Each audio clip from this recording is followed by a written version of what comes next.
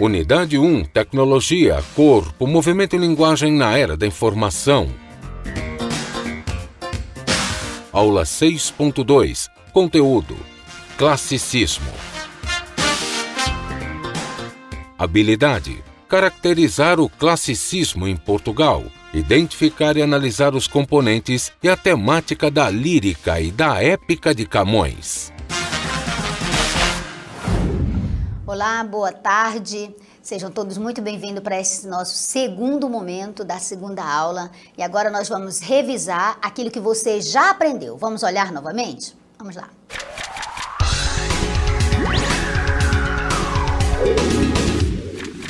Muito bem. Você aprendeu então sobre os elementos da comunicação, não é? Nós temos aí o emissor, aquele que envia a mensagem, que produz e envia a mensagem. Nós temos o receptor, que é aquele que é o destinatário, aquele que recebe a mensagem. E no meio desses dois nós temos então o diálogo, né? E nós temos aí então que o emissor, ele codifica a mensagem, o receptor decodifica esta mensagem. Vamos então compreender um pouco mais sobre os elementos da comunicação.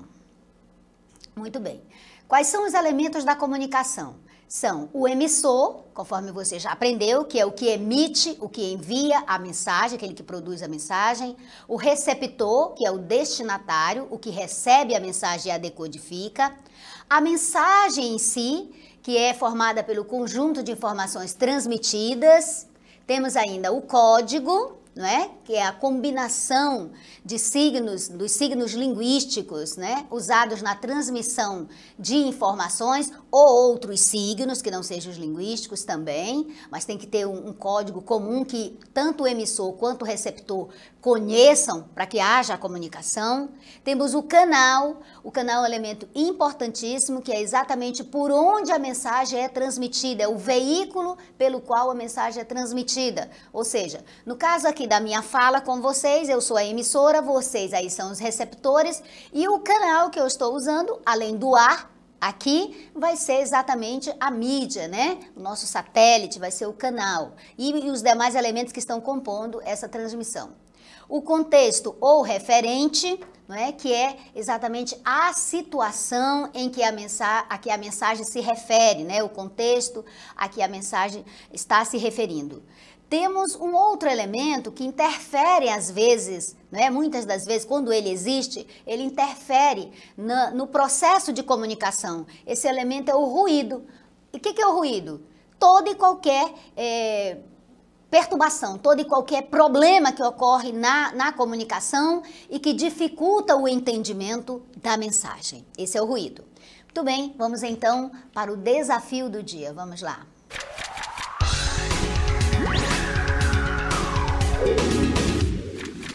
Você vai observar com muito cuidado esta pintura. E aí eu te dou algumas informações. Nesta pintura, esta mulher está seminua, dê uma olhada aí, porque tem um manto por aí, então ela está seminua. E ela está segurando uma lamparina. E a outra mulher tem nas mãos o quê? Um pote de moedas. Olha, observe atentamente. Com essas informações que eu estou te dando, eu quero que você mostre, que você aponte qual dessas duas figuras aí, dessas duas figuras femininas, qual é delas que representa, que simboliza o amor sagrado e qual representa o amor profano, o amor secular. Muito bem, eu tenho certeza que você vai conseguir responder esse nosso desafio lá no final da aula. Vamos então para a nossa aula de hoje.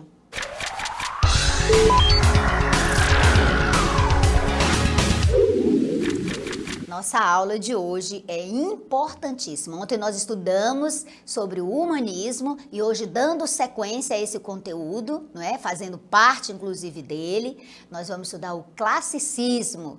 Vamos estudar o contexto político, econômico e social em que surge o classicismo. Vamos lá, então.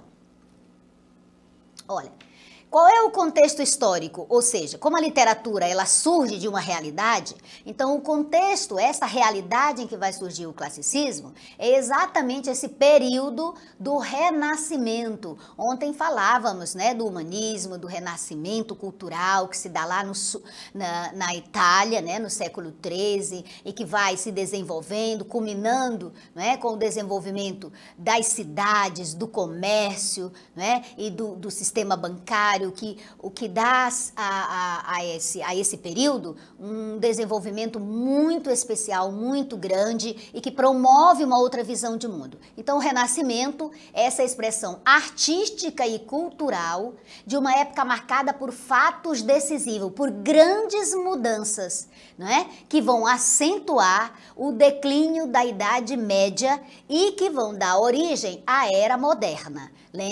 Lembrando a vocês que o classicismo, que o humanismo, não é? Ele se configura neste período de mudança, de transição entre uma mentalidade medieval, o mundo medieval, a Idade Média, para o mundo moderno, que vai se dar exatamente com esse renascimento cultural, não é?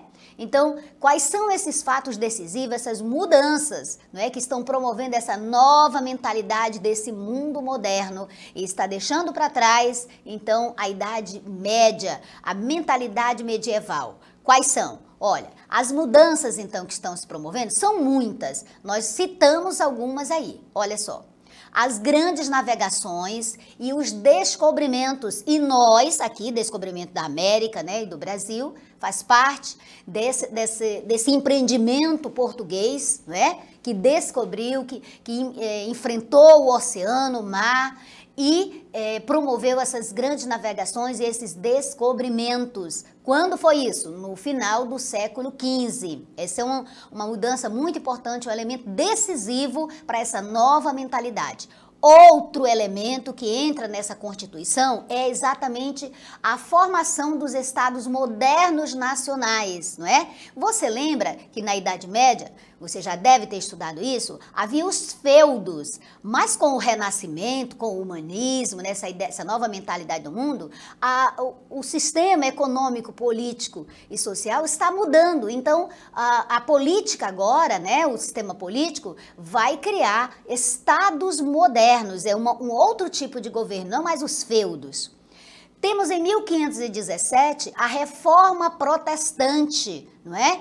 Que é uma mudança fundamental na questão religiosa, não é? E depois, ainda no século XV, nós temos a Revolução Comercial, que foi iniciada no século XV, e nós temos então a Revolução Comercial. Lembrando que ontem eu mencionei para vocês, né, as cidades da Itália, Gênova, Pádua, né? Carrara, muitas cidades da Itália que promovem o comércio marítimo, dominam o comércio marítimo com o Oriente e geram uma riqueza, né, muito grande.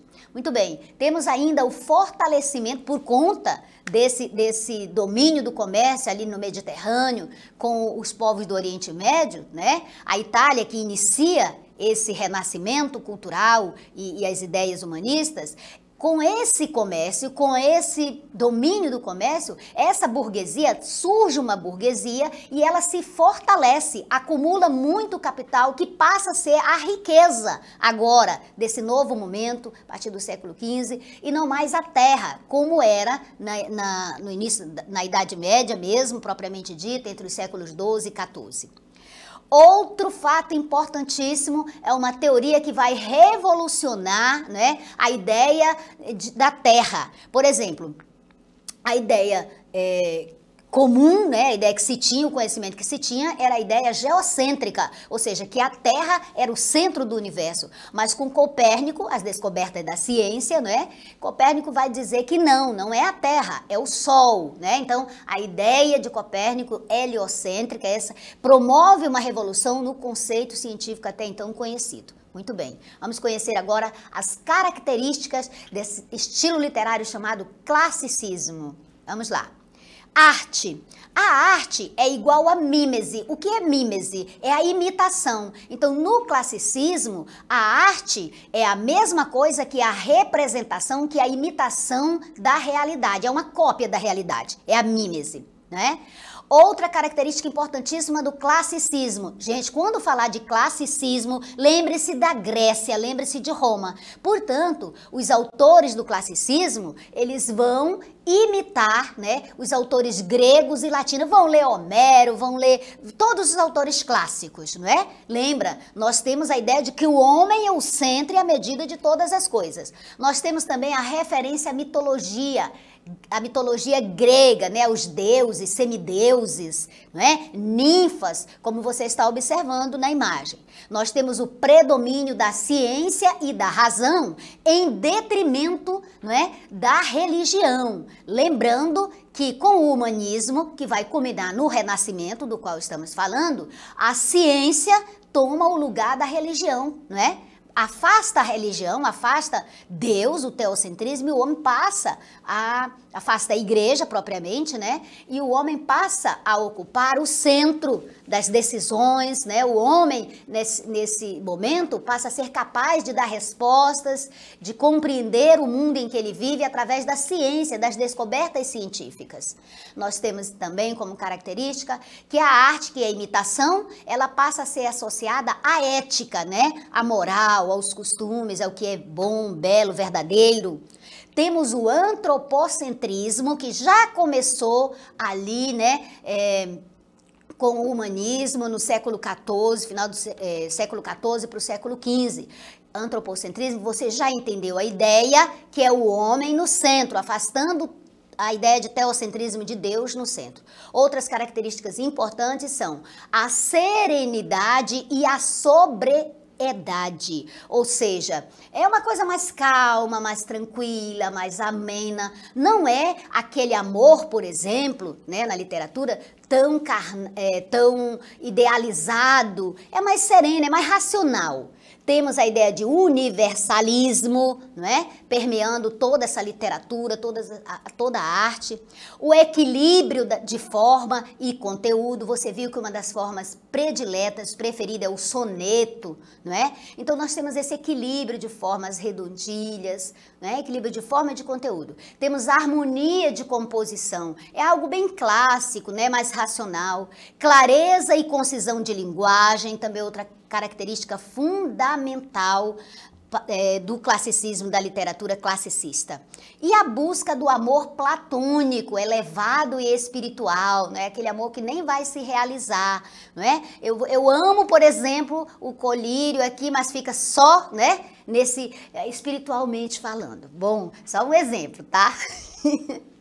A prática dos gêneros literários antigos também é característica do classicismo. Quais são esses gêneros antigos? A epopeia, por exemplo.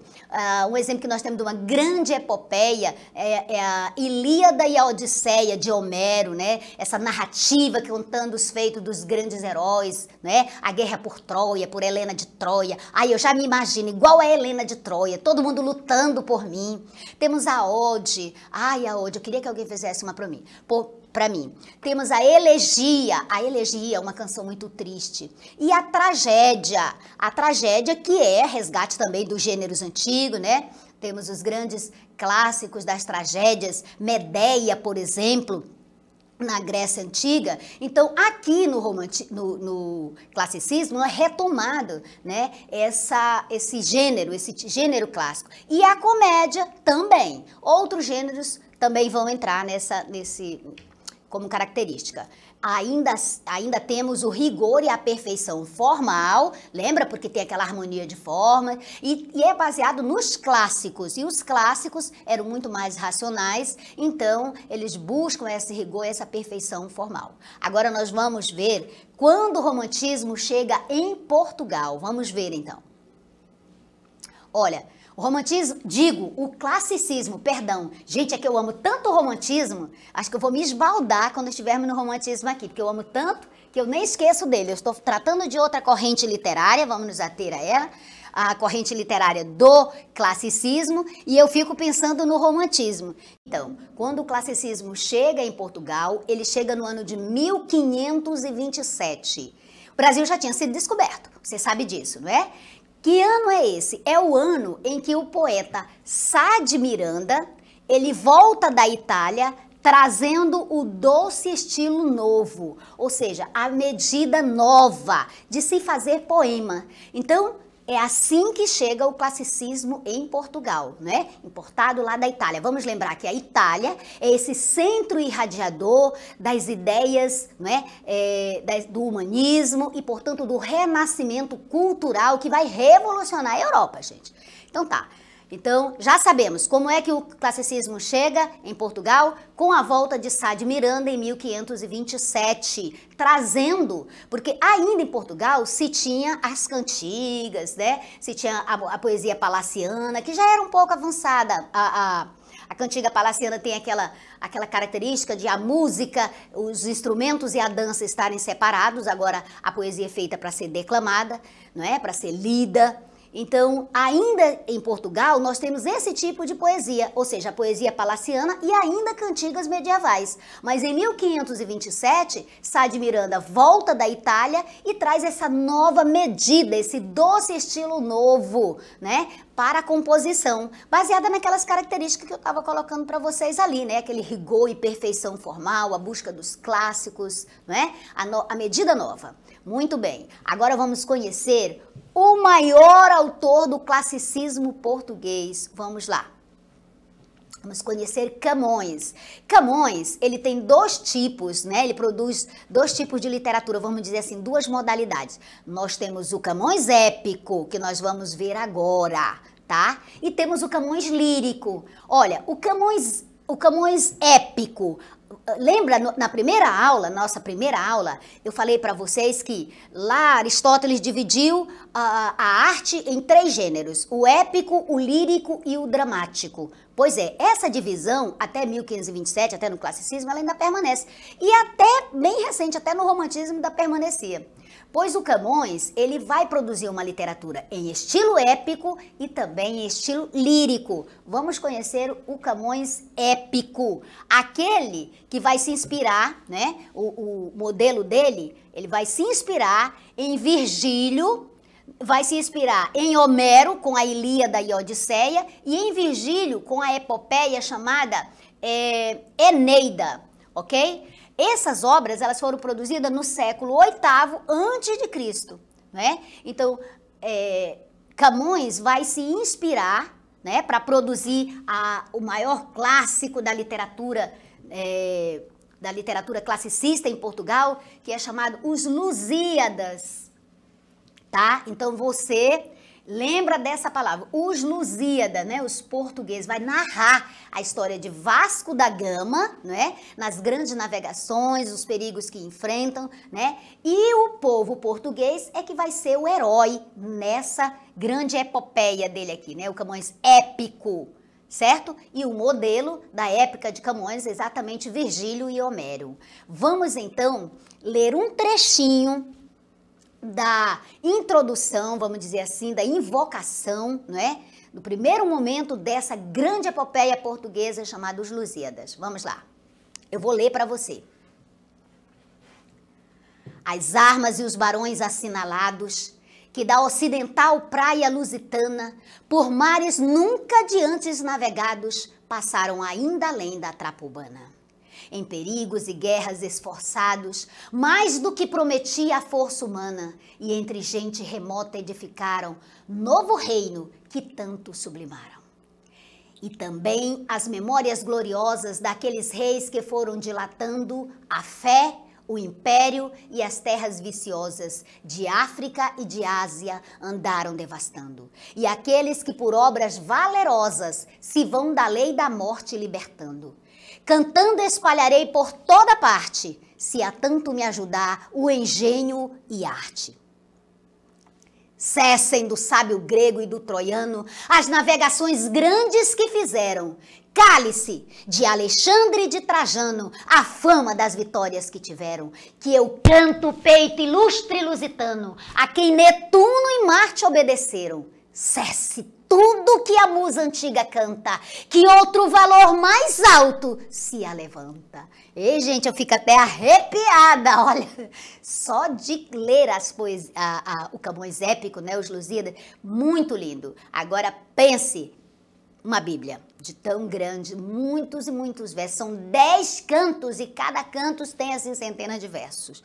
Eu te convido a ler para conhecer a história, né, dessa aventura do povo português que se lança ao mar e descobre novas terras. E Camões vai dizer, cale-se, tudo que foi produzido antes, ou seja, Virgílio, Homero, Trajano, cale-se, porque o valor mais alto se levanta, que é o povo português. O grande navegador Vasco da Gama é o valor mais alto que Camões está cantando, certo? Vamos então conhecer a estrutura dessa epopeia, Os Lusíadas, a grande epopeia do classicismo português. Vamos lá. Olha aí, Os Lusíadas, ele tem a seguinte estrutura, 10 cantos, conforme eu falei para vocês.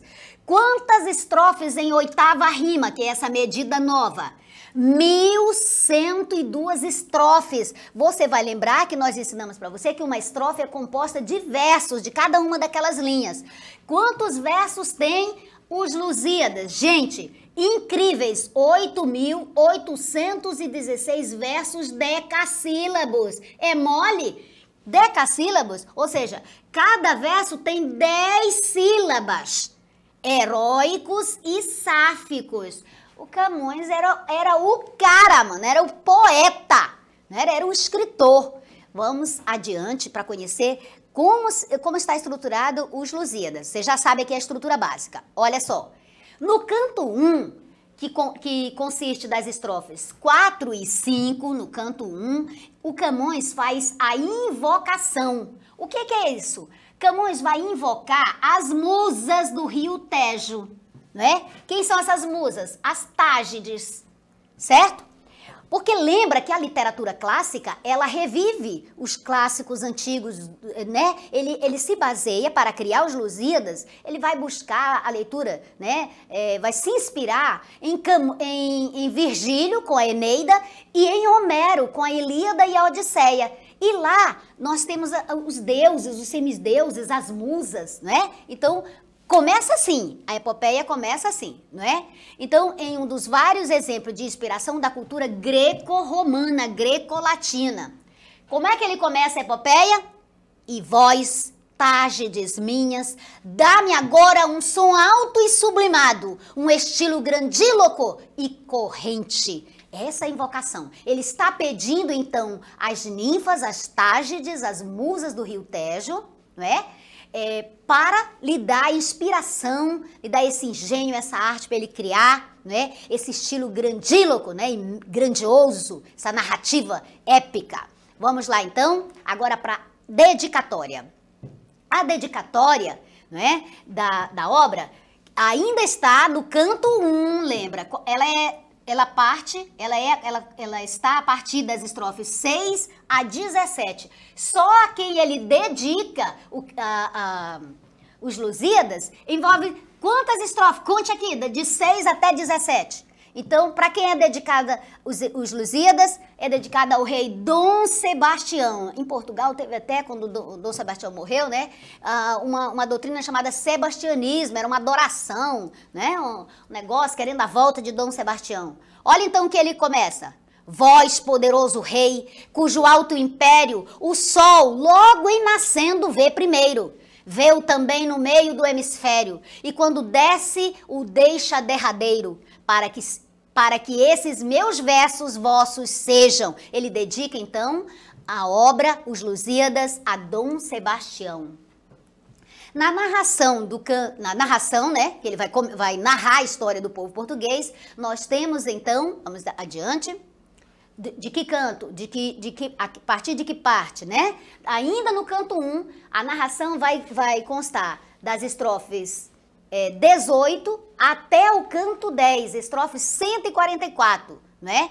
E aqui nós temos o quê? O plano mítico e o plano histórico. Lembra que o plano mítico vai envolver, né, a mitologia grega, latina, olha. Vênus, a deusa Vênus versus Baco, deus do vinho. E no plano histórico, ele vai contar exatamente como vai acontecer a viagem de Vasco da Gama e a história heróica da formação do povo português, do estado de Portugal. Tem 2 episódios muito interessantes nos Lusíadas que nós vamos mostrar agora para você, não é? selecionamos apenas dois episódios. Vamos lá?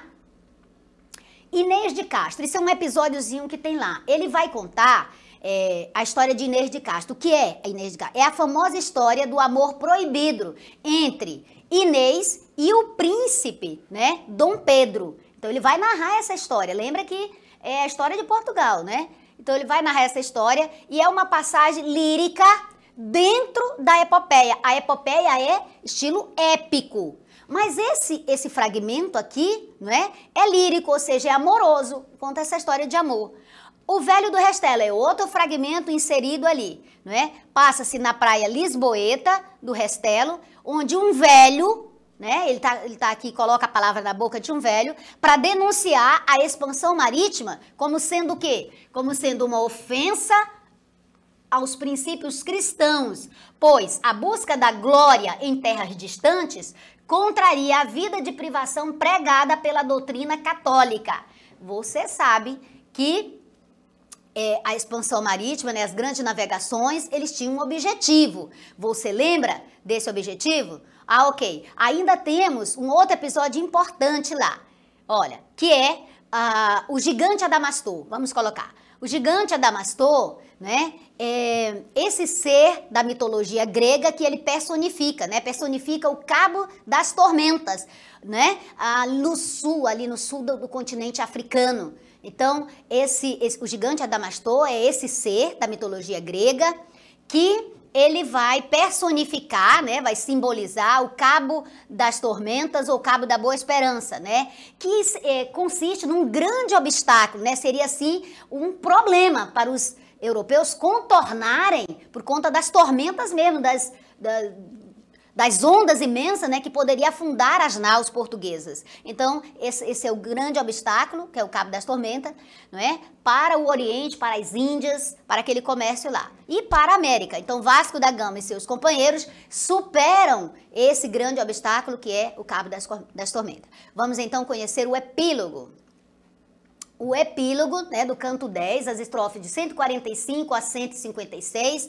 Nessa parte do epílogo, Camões vai lamentar a decadência do Império Português, prevendo que as riquezas obtidas não serão suficientes para mantê-lo, né, as riquezas obtidas dessas novas terras descobertas. Muito bem, vamos então agora conhecer um pouco mais ainda de Portugal. Vamos lá, Luís Vaz de Camões.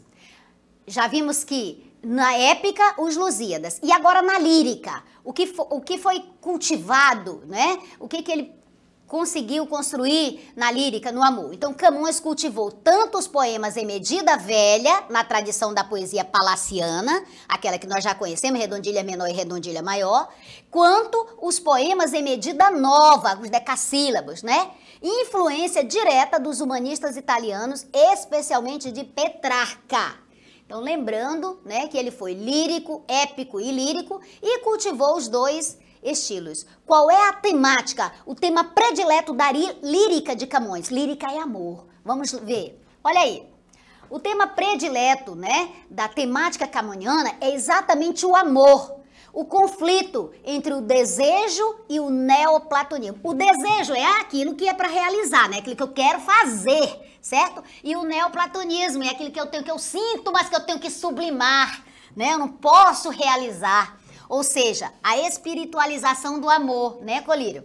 Pois é. Então, olha só, na lírica camoniana, como é que Camões vai definir o amor? Gente, o amor foi definido por muita gente, mas vamos ver como é que Camões define. Vamos lá. Amor é fogo que arde sem se ver. É ferida que dói e não se sente. É um contentamento descontente. É dor que desatina sem doer. É um não querer, mas que bem querer. É solitário andar por entre a gente, é nunca contentar-se de contente, é cuidar que se ganha em se perder. É querer estar preso por vontade, é servir a quem vence o vencedor, é ter com quem nos mata lealdade. Mas como causar pode seu favor nos corações humanos amizade, se tão contrário a si é o mesmo amor? Oh, gente, que lindo!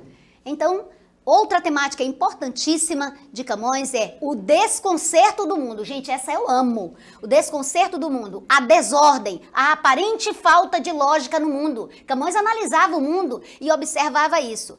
A instabilidade, a fugacidade da vida e dos bens materiais, a perplexidade diante da transitoriedade de tudo, né? Que nada é perene, tudo muda. Camões também trabalhava isso. Olha um exemplo dessa temática dele, da instabilidade, né? da fugacidade de tudo. Vamos ver. Mudam-se os tempos, mudam-se as vontades. Mudam-se os tempos, mudam-se as vontades, muda-se o ser, muda-se a confiança. Todo mundo é composto de mudança, tomando sempre novas qualidades. Continuamente vemos novidades, diferentes em tudo da esperança. Do mal ficam as mágoas na lembrança, e do bem, se algum houve, as saudades. O tempo cobre o chão de verde manto, que já coberto foi de neve fria, e em mim converte em choro doce canto.